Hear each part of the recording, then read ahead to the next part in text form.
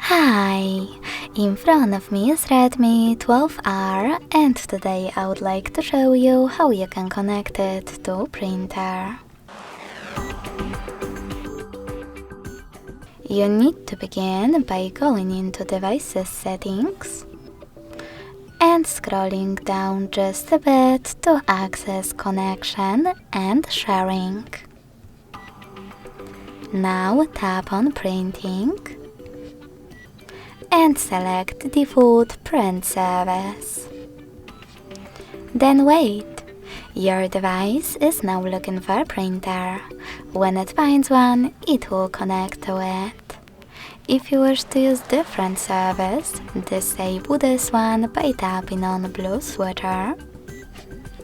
Click on the back button, select Add Service and install the best one for you.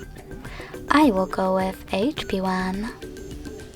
When your new service is ready, go back to the same settings. Lastly, click on it. Then wait as well.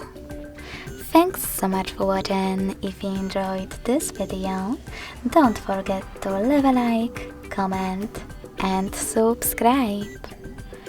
Bye!